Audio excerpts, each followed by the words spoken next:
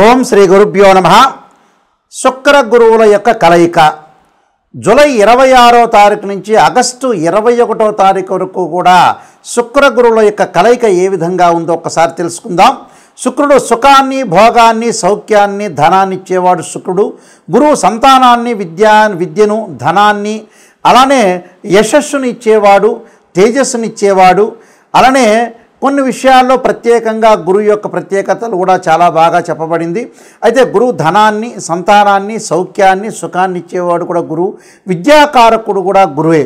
అలాగా శుక్ర గురువుల యొక్క కలయిక ఏ విధంగా ఉండబోతుంది? దాదాపుగా 26 రోజుల పాటు శుక్రుడు యొక్క గురువు యొక్క కంజంక్షన్ కావటం, మిథున రాశిలో కలయిక వల్ల మనకి ఎలాంటి ఫలితాలు ఉంటాయో తెలుసుకుందాం. ముందుగా ముఖ్యంగా శుక్రగ్రహము మృగశిరా నక్షత్రం 3వ పాదంలో ప్రవేశంతో మిథున రాశిలో ప్రవేశం జరుగుతుంటుంది.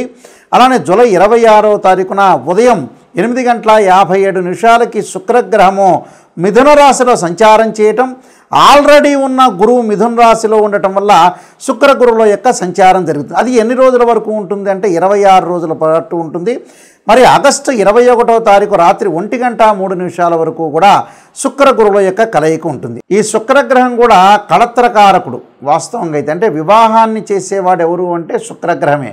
కాబట్టి ఈ గ్రహాల యొక్క అనుకూలత అనేది మనం చూసుకోవాలి. ఎలా ఉంటుంది అంటే ఇవన్నీ కూడా గోచారరీత్యా చెప్పబడే ఫలితాలు అంటారు. This is the transit system అంటారు. అయితే ఈ ట్రాన్సిట్ సిస్టంలో మరి 26 రోజుల పాటు ఏ విధంగా ఉందో మనం తెలుసుకుందాం. శుక్రుడు గోచారరీత్యా 1, 2, 4, 5, 8, 9, 11 స్థానాల్లో సుఫలితాన్ని ఇస్తాడు. అలానే గురువు 2, 5, 7, 9, 11 స్థానాల్లో సుఫలితాన్ని ఇస్తాడు గోచారరీత్యా కూడా. అలానే ఇక్కడ ఏదైనా సరే గ్రహం మిత్రగ్రహాలు, అలానే శత్రుగ్రహాలు అనేవి ఉంటాయి. ఆ గ్రహాలు ఏ విధంగా ఉంటాయో తెలుసుకోవాలి. శుక్రగురువుల యొక్క కంజంక్షన్ వల్ల ఏ విధమైన ఫలితాలు జరుగుతాయో చూసుకోవాలి. ముఖ్యంగా ఇక్కడ శుక్రుడు గురువుకి సముడవుతాడు, గురువు శుక్రుడికి శత్రుత్వం అవుతాడు.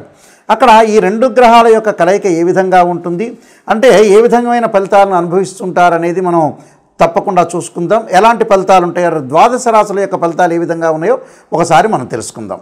శుక్రగురువుల యొక్క కలయిక వృశ్చిక రాశి వాళ్ళకి శుక్రుడు గురువు యొక్క కలయిక మిథున రాశిలో అష్టమ స్థానంలో ఏర్పడటం వల్ల ఏ విధంగా ఉండబోతుంది? వృశ్చిక రాశి వాళ్ళకి వ్యయాధిపతి అయిన శుక్రుడు, సప్తమాధిపతి అయిన శుక్రుడు అష్టమ స్థానంలో ఉండటం, ఈ రాశి వాళ్ళకి ముఖ్యంగా ద్వితీయాధిపతి, పంచమాధిపతి గురువు అష్టమ స్థానంలో ఉండటం వల్ల ఏ విధంగా ఫలితాలు ఉంటాయి? అష్టమ స్థానంలో శుక్రుడు యొక్క సంచారం ముందుగా చూసుకునేటట్లయితే, అష్టమ స్థానంలో శుక్రుడు యొక్క సంచారం వల్ల అనుకూలంగా ఉంటుంది. అంటే వృత్తి, ఉద్యోగ, వ్యాపార రంగాల్లో ధనలాభము, సుఖ సౌఖ్యాలు బాగా కలగటం, బంధుమిత్రులతోటి, ఆప్తులతోటి కలయిక, స్నేహపూర్వకమైన వాతావరణం, సుఖ సంతోషాలు. అలానే ప్రభుత్వ రీత్యా కూడా కొంత అనుకూలంగా ఉంటుంది గవర్నమెంట్ ఉద్యోగస్తులకి. అలానే గవర్నమెంట్ ఉద్యోగస్తులకి ఏదైతే ప్రమోషన్లు రావటం, జాబ్స్లో ప్రమోషన్లు రాని వ్యక్తులకి కొంత ఇంప్రూవ్మెంట్ జరిగే అవకాశాలు ఉండటం, అలానే నూతన వస్తు, భూ, ధన లాభాలు కలగటం, పాత బాకీలు కూడా వసూలయ్యే అవకాశాలు. ఏ కార్యక్రమాన్ని ప్రారంభం చేసినా ప్రారంభంలో కొన్ని చికాకులు ఉన్నా కూడా తర్వాత పూర్తి అయ్యే అవకాశాలు ఎక్కువగా ఉంటాయి. కాబట్టి ఖచ్చితంగా వీళ్ళకి వృత్తి, ఉద్యోగ రంగాల్లో విశేషంగా ఉంటుంది. అలానే ప్రైవేటు సెక్టార్లో చేస్తున్న వ్యక్తులకు కూడా అనుకూలంగా ఉంటుంది. అంటే ఎలాంటి ఆటంకం లేకుండా కొన్ని చిన్న వాటిల్లో కొద్దిగా స్లోగా ఉన్నా చివరి దశలో మటుకు వాళ్ళకి కంప్లీట్ అయ్యే అవకాశాలు ఖచ్చితంగా ఉంటాయి. అయితే బిజినెస్ చేసే వాళ్ళకి ప్రత్యేకంగా చెప్పేది ఏంటంటే ఏదైతే అష్టమ స్థానంలో గురువు ఉండటం వల్ల కొంత బిజినెస్ పరంగా, వ్యాపార పరంగా అనుకూలంగా ఉండదు. అలానే ఎవరైతే పార్ట్నర్షిప్ ఉంటారో వాళ్ళ విషయంలో మటుకు కొంత భద్రంగా ఉండాలి. నమ్మి మోసపోయే అవకాశాలు ఎక్కువగా ఉంటాయి. అంటే నమ్మి మోసపోకుండా కొద్దిగా మనం చూసుకొని ముందుకు నడవాలి. పై అధికారుల వల్ల కొంత ఒత్తిడి జరగటం ఒకటి, రుణదాతుల ద్వారా కూడా ఒత్తిడి. అంటే ఎవరైతే మనం క్రెడిట్స్ ఇచ్చామో వాళ్ళందరూ కూడా ఏం చేస్తారంటే కొంత ఒత్తిడి చేస్తారు, ఫోర్స్ చేస్తుంటారు. ఆ ఫోర్స్ కూడా కొంత తగ్గించుకొని ముందుకు వెళ్ళాలి. అంటే ఇవన్నీ కూడా ఏమిటంటే మనలో లోపాలను మనం సవరణ చేసుకొని ముందుకు వెళ్ళాలి. స్త్రీయ లోపం మెరుగుట పెద్ద విద్య, లోపం మెరిగిన వాడే పూర్ణుడవుతాడట. మనం ఏదైతే లోపాలు ఉంటాయో ఆ లోపాలను మనం సవరణ చేసుకొని ముందుకు వెళ్ళాలి.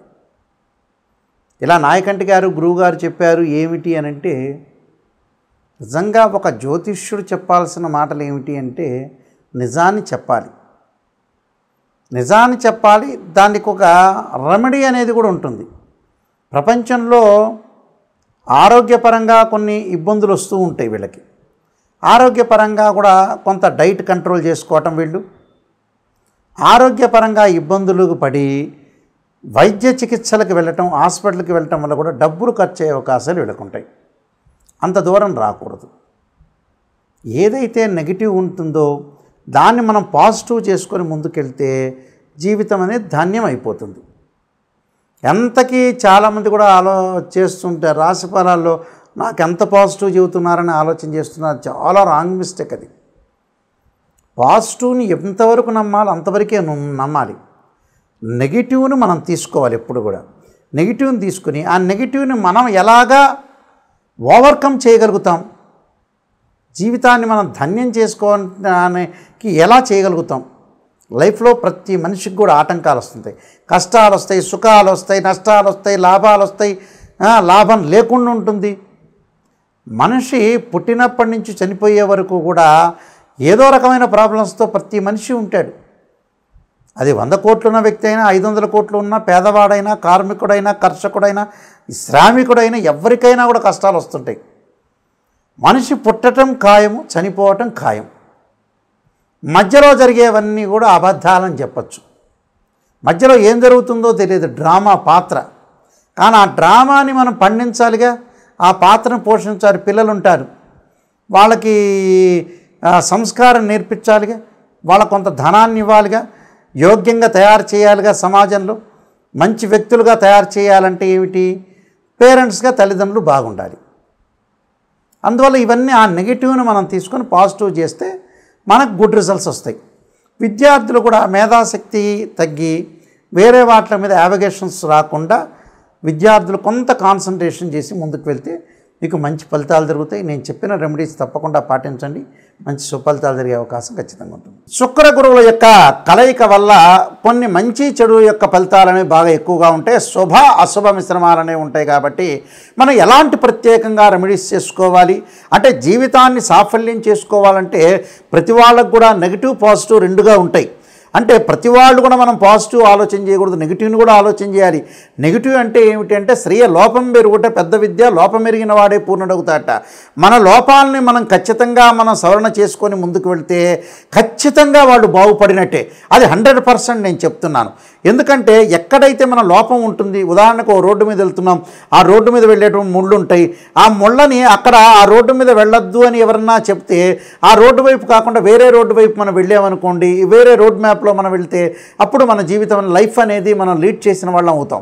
తప్పకుండా ఇక్కడ ఏదైతే మన లైఫ్లో ఎప్పుడైతే మనం చేయాల్సిన విషయాలు ఉంటాయో, ఎక్కడైతే నెగిటివ్ అనేది ఒకటి ఉంటుందో, మైనస్ అనేది ఉంటుందో, ఆ మైనస్ను మనం సవరణ చేసుకొని ముందుకెళ్తే జీవితం అనేది మనకి సాఫల్యత అనేది చేకూరే అవకాశం ఖచ్చితంగా ఉంటుంది. కాబట్టి ఈ శుక్ర గురువులోకి నిజంగా ఏం చేయాలి అంటే, ఎలాంటి ఖచ్చితమైన రెమెడీస్ చేయాలి, ఎలాంటి ఖచ్చితమైన రెమెడీస్ చేస్తే బాగుంటుందనే విషయాన్ని మనం ఆలోచన చేస్తే, ఉద్యోగపరంగా ఇబ్బందులు ఉన్న వాళ్ళు తప్పకుండా గురుగ్రహాన్ని ఆరాధన చేయాలి. గురువుని ఎలా ఆరాధన చేయాలి అంటే, గురువారం రోజున బృహస్పతి గ్రహానికి ప్రదక్షిణ చేసి, మనకు శివాలయ నవగ్రహాలు ఉంటాయి, ప్రదక్షిణ చేసి శనగలు దానం చేయటం చాలా మంచిది.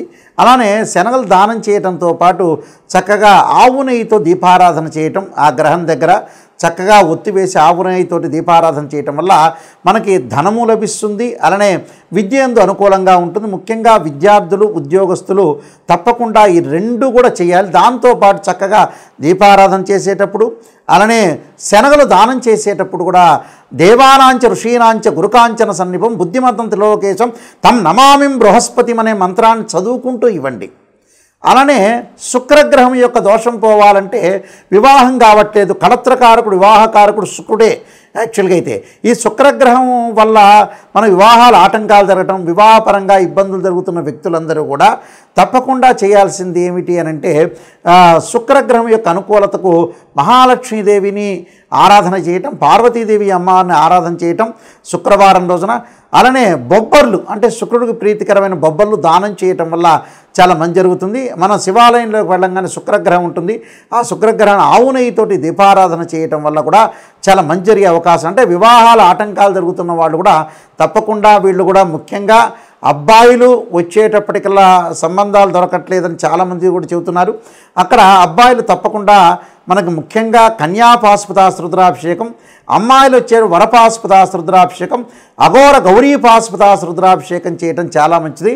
మరి ఈ శుక్రగ్రహానికి గురుగ్రహానికి అందరూ కూడా నవగ్రహాల యొక్క ప్రదర్శన చేయటం వల్ల చాలా మంచి ఫలితాలు వచ్చే అవకాశం ఉంటుంది. ప్రతి వారం కూడా మనం తిరగటం వల్ల కూడా చాలా మంచి సుఫలితాలు జరిగే అవకాశాలు ఖచ్చితంగా ఉంటాయి. ఈ నియమాలు పాటించండి, మనకి మంచి జరిగే అవకాశం ఖచ్చితంగా ఉంటుంది. అందరికి కూడా మంచి జరగాలని ఆలోచన చేస్తూ సర్వే జనా సుఖినో భవంతు.